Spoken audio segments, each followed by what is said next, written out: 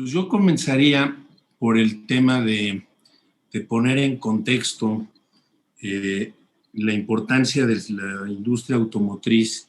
Aquí pudiéramos hablar de muchos temas, de muchos datos, de muchas circunstancias, por la relevancia que tiene este sector, como ya lo comentaban anteriormente, y que nos parece de la mayor relevancia si nosotros queremos que nuestra economía pueda crecer más.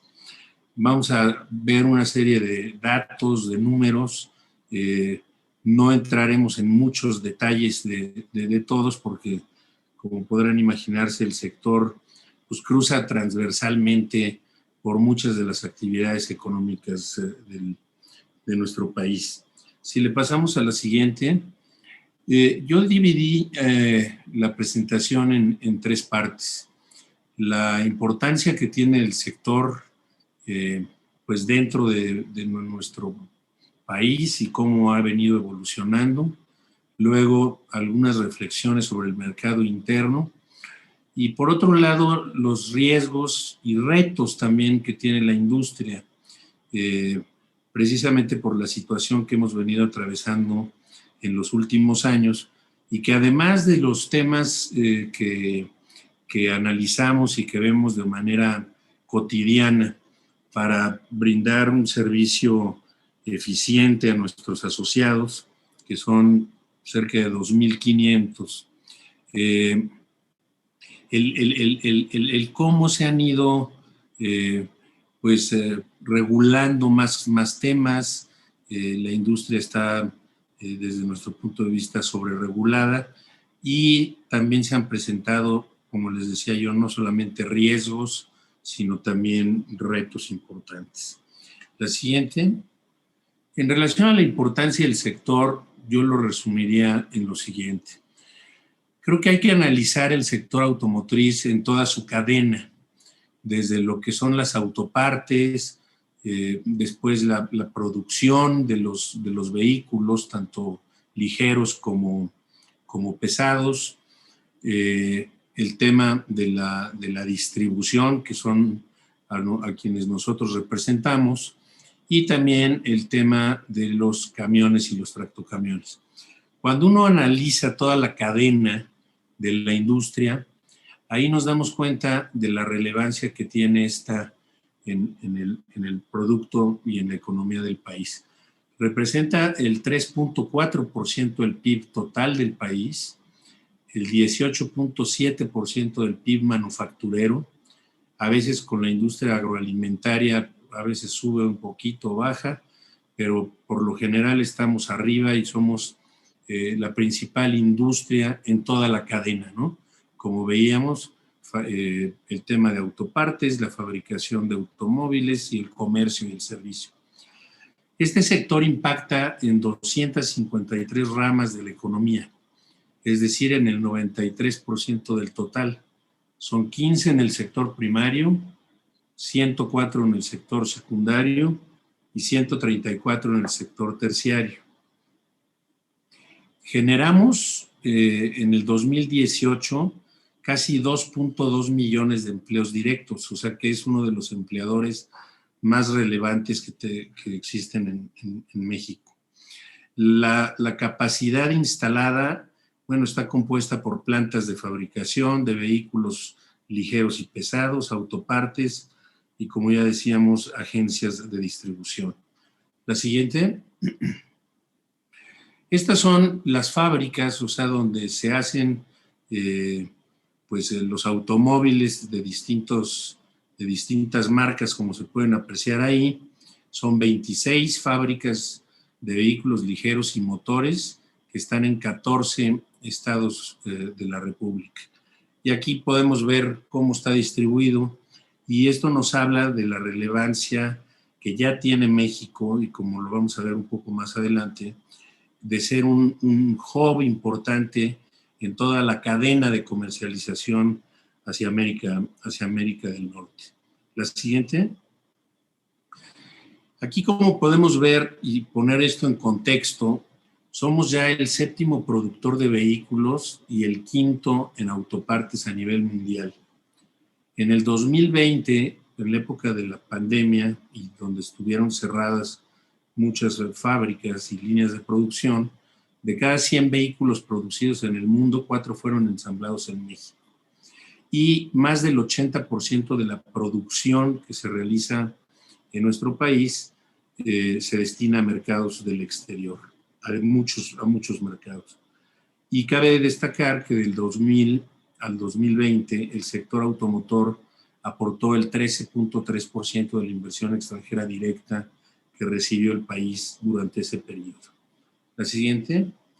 Este es un tema bastante importante porque aquí nos pone en contexto la relevancia que tiene también dentro de la economía, pero sobre todo en la balanza comercial, la cual ahorita con datos que tenemos a agosto, vamos más o menos como en 51,000 millones de dólares positivos, o sea, exportaciones menos importaciones, pero si la tendencia se mantiene, como podemos ver en la lámina, vamos a llegar a ser y vamos a tener un superávit en la balanza de alrededor de 85,000, casi 86,000 millones de dólares. Eso quiere decir que la balanza automotriz genera más divisas que las remesas y el turismo juntos. La parte negativa es el tema del petróleo, la parte oscura. Y si no fueran por estos datos que tiene el sector automotriz, la balanza comercial del país sería inmensamente negativa. Entonces, aquí nos habla de que somos el primer generador de divisas en el país. La siguiente. Y esto es lo que ha venido sucediendo. Y hacemos un análisis del 2019 al 20 y al 21. Primero en la producción, como podemos ver, la producción cayó de manera importante en el 19 y luego en el 20, fundamentalmente por cuestiones tanto internas como externas que se presentaron en los distintos mercados a donde atendemos. Y por otro lado, como podemos ver, la exportación mensual de vehículos también en el 19, en el 20 y el 21, pues han tenido un comportamiento que se ha visto afectado, sin duda, por el tema de la pandemia y ya comentaremos un poco más adelante por el tema de los semiconductores o de los chips para que son necesarios para la fabricación de los automóviles. Pero fíjense, en octubre la exportación y la producción cayeron 26% y 20% respectivamente respecto de lo que había sucedido el mes anterior. La siguiente. El mercado interno. Yo creo que aquí vale la pena contextualizarnos en cuáles son los principales mercados de autos en el mundo. Aquí vemos China, Japón, Estados Unidos, con esta cantidad de vehículos. China con casi 20 millones de vehículos. Y en el caso de México estamos en el lugar número 15. La venta mundial de vehículos cayó 16% en el 2020 y en México la caída fue del 28%. Y ahorita haremos algunos comentarios en relación a cómo en el momento en que nos agarra la pandemia, la verdad es que al sector automotriz lo agarra en una situación bastante débil, sobre todo la parte de distribución de vehículos. La siguiente. Fíjense, esta es la evolución del mercado mexicano y de las marcas que teníamos en 1991, teníamos 12 marcas. Hoy en el 2021 tenemos más de 45 marcas que son distribuidas por estos alrededor de 2.500 distribuidores. Y que yo creo que esto lo que significa, primero es un cambio estructural en la forma de operar de nuestro sector, pero la otra también significa que somos uno de los mercados más competidos del mundo por las marcas que se manejan y por los esquemas de comercialización que tenemos. Los distribuidores pueden ser de un solo distribuidor o pueden tener 5, 10 o 20 distribuidoras de distintas marcas. O sea que somos multimarcas y competimos de manera muy importante. La siguiente. Esto es básicamente la evolución en los últimos 30 años del mercado mexicano.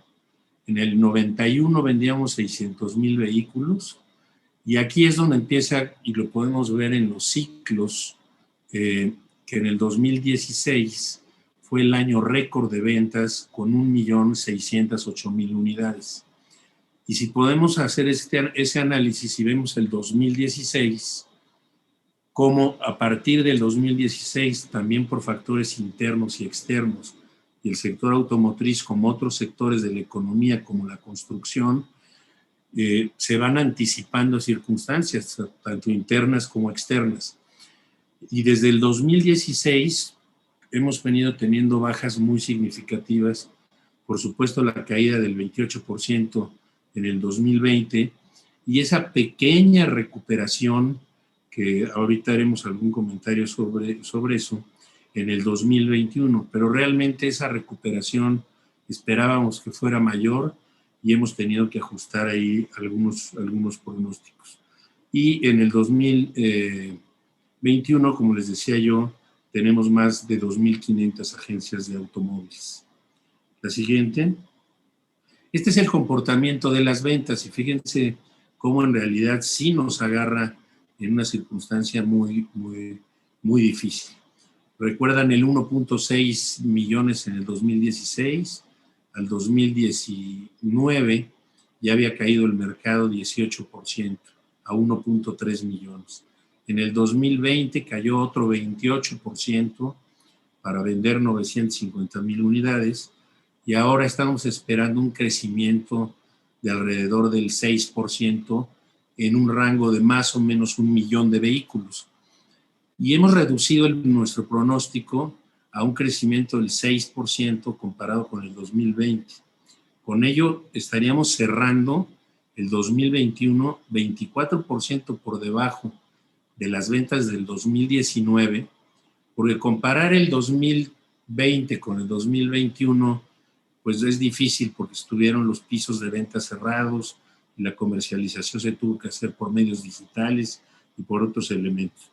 Pero estaríamos 24%, como les decía, por debajo de las ventas del 19 antes de la pandemia y un 37% por debajo del 1.6 millones que se tuvieron en el 2016, lo cual pues es un efecto muy importante en la comercialización de los vehículos en nuestro país.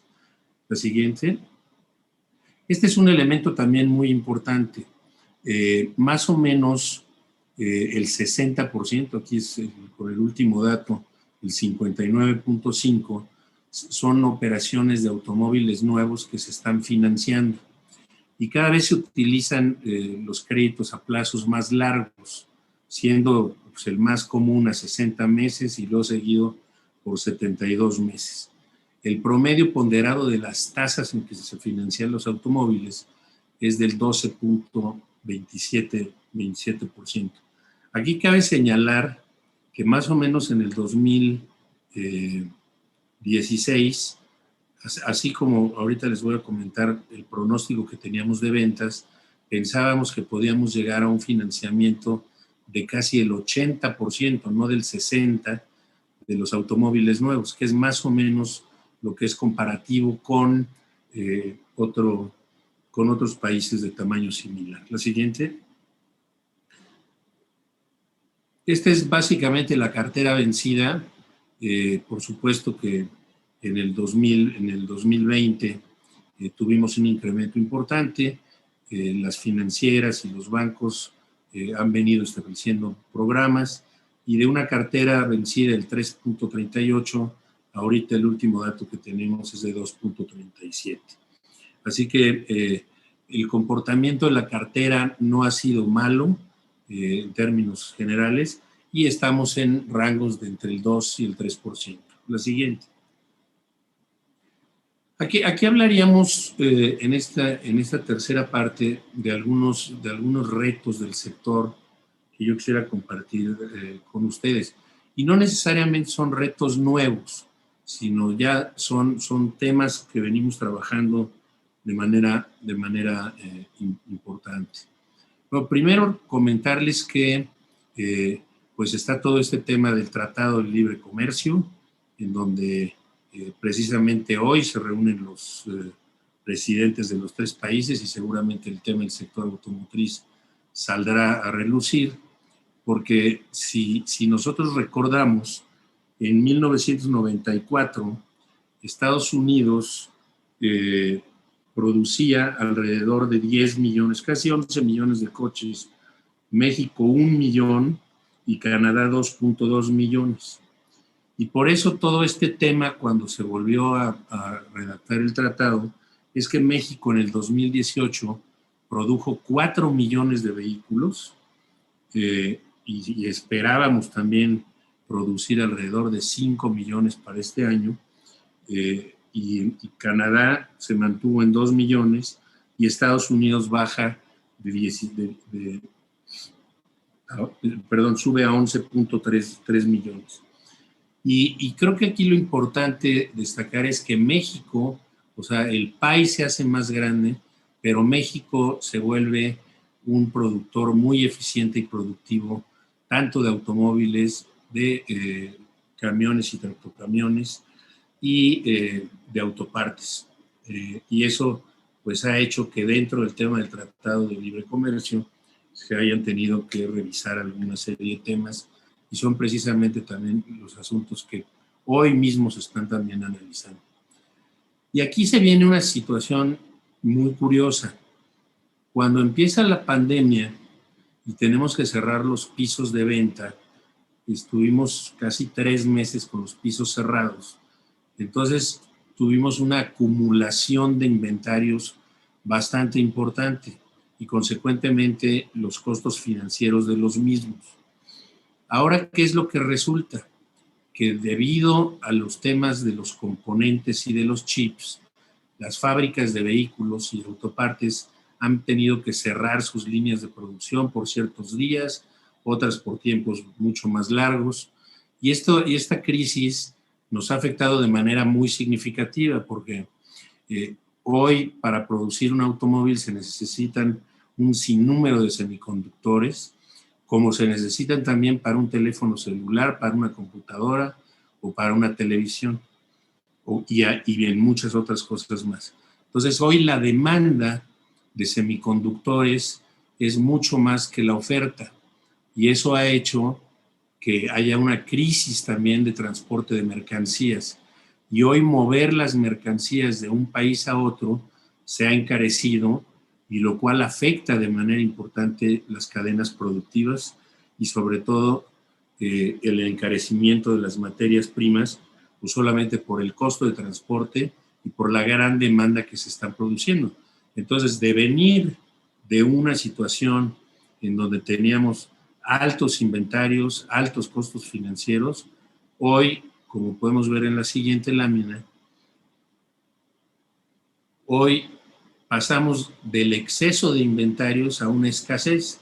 Claro, nos bajan los costos financieros, pero no hay productos. Si ustedes se dan una vuelta por las distribuidoras en cualquier parte del país, verán que prácticamente no hay automóviles y además no se sabe cuándo se va a poder resolver esta circunstancia.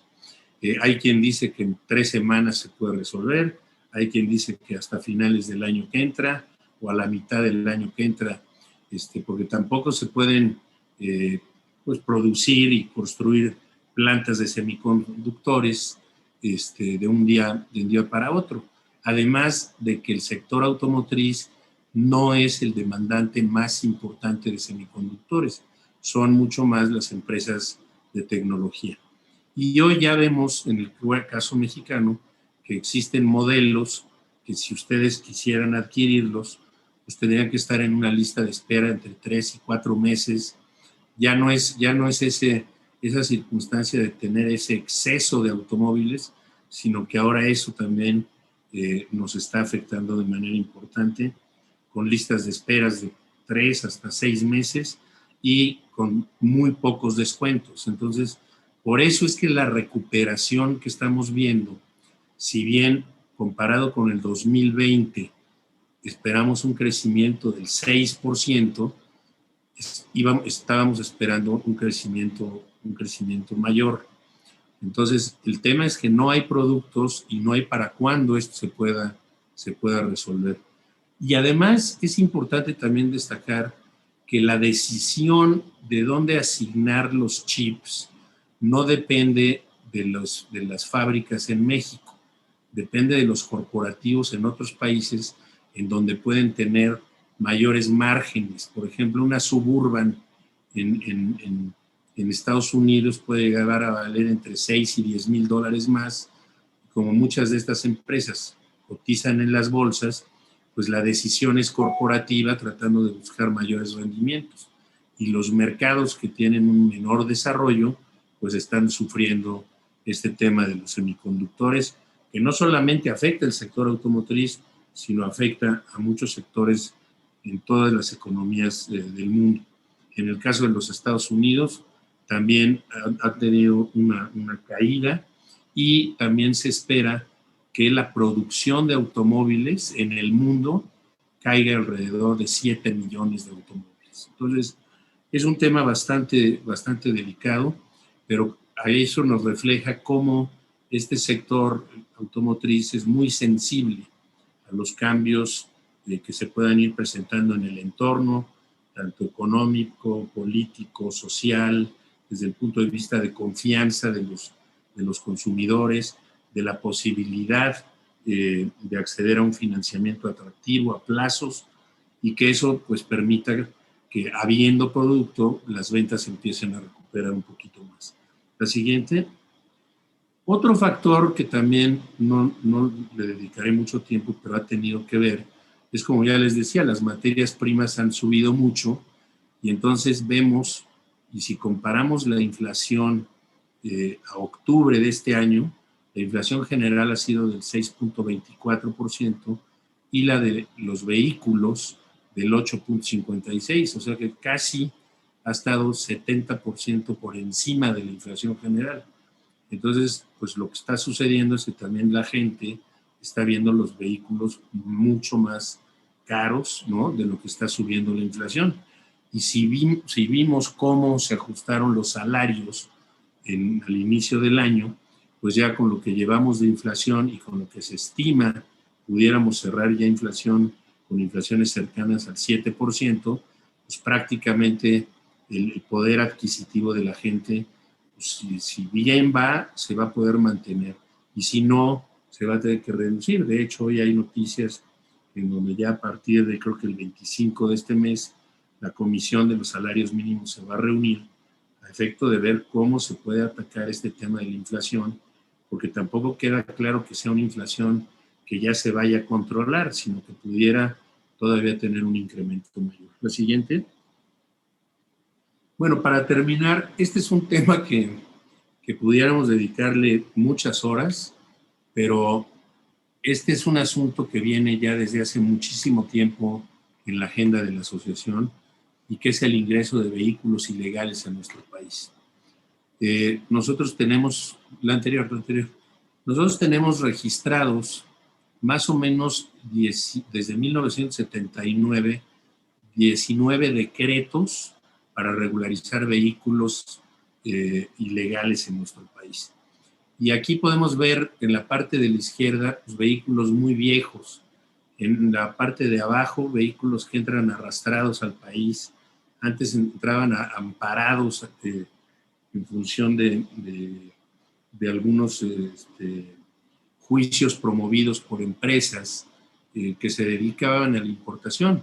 De hecho, en el 2005, cuando el presidente Fox abre la frontera de manera indiscriminada, tenemos un efecto muy importante porque se vende entran casi el 40% más de automóviles de manera ilegal por la frontera de los que se vendían en ese momento en el país. Pero fíjense aquí en la parte derecha superior, ya estamos viendo automóviles, inclusive eléctricos, que ya están entrando de manera ilegal. Y precisamente ahora el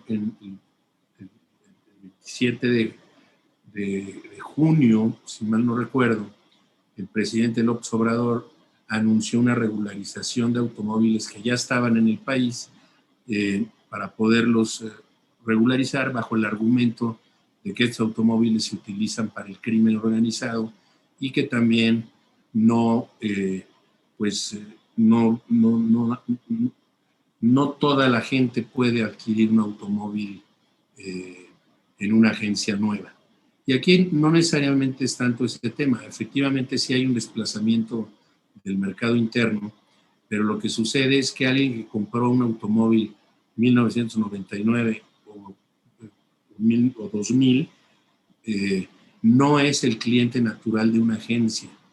El cliente natural de una agencia es el que va evolucionando hacia años más recientes, hacia un 2018, 2019. Pues lo que hace esta entrada de automóviles es que crea una sobreoferta de automóviles usados. Y lo que sucede con ese tema es que quien compró un automóvil usado, pues el precio de ese automóvil cae de manera mucho mayor y además entonces esa gente que hizo un esfuerzo en comprar un coche legal usado, pues ahora va a tener una mayor depreciación. Ahorita estamos en pláticas con la Secretaría de Economía, con la Secretaría de Gobernación, con la Secretaría de Seguridad Ciudadana, con el propio SAT, porque este asunto lo tenemos que controlar. No puede ser una entrada indiscriminada, porque si bien, como les decía yo al inicio, de por sí ya venimos de una circunstancia de bastante debilidad y de caídas del 37% desde el 2016, pues ahorita lo que se estaría haciendo aquí es regularizar el contrabando o legalizar lo ilegal. Entonces, este es un tema que ha estado durante mucho tiempo en la agenda. Hemos tenido muchos intentos, todos han fracasado. Y también, no solamente lo que les decía yo de la cadena de esta de ir subiendo para poder acceder a un coche nuevo, sino que el otro argumento que utiliza el gobierno es que el crimen organizado es el que aparece por lo general cuando hay algún incidente de esta naturaleza. Y muchos de ustedes seguramente saben que en la mayoría de los casos, quienes participan en este tipo de actos criminales, pues la verdad es que traen automóviles pues muy poderosos y muy nuevos. Entonces, los dos argumentos que tratan de sustentar esto no son sostenibles y vamos a seguir trabajando en las siguientes semanas y meses para tratar de acotar y de minimizar el impacto que esto pueda tener, porque efectivamente esto tiene tintes totalmente políticos para poder ganar votos en toda esa zona fronteriza. Y en el momento en que se abre la zona fronteriza, pues eso seguramente se transmina a todo el país, como ha sucedido en otras ocasiones. Y por último, creo que ya me excedí un poquito de tiempo. Como hemos podido observar, tenemos muchos retos para recuperar el terreno que hemos perdido, pero sí la recuperación nos va a tomar mucho más tiempo. Yo creo que para llegar a los niveles prepandémicos, es posible que nos vayamos al 2023 o al 2024. En el 16, lo que nosotros estimábamos era que íbamos a vender por arriba de los 2 millones de autos. Hoy, muy lejos de esto, esperamos que esta industria se pueda fortalecer y seguir siendo un generador, como lo decíamos desde el inicio, y lo comentaron tanto el vicerrector como Raúl, que es fundamental si queremos tener una economía más dinámica, pues que se genere más empleo, más inversión dentro de un marco de Estado de Derecho, y con ello estamos seguros que este sector en toda la cadena pues productiva, desde las autopartes y todo lo que les he comentado, sin duda es un motor para el crecimiento económico. Pues yo hasta ahí dejaría, Raúl, mis comentarios y les agradezco mucho su atención.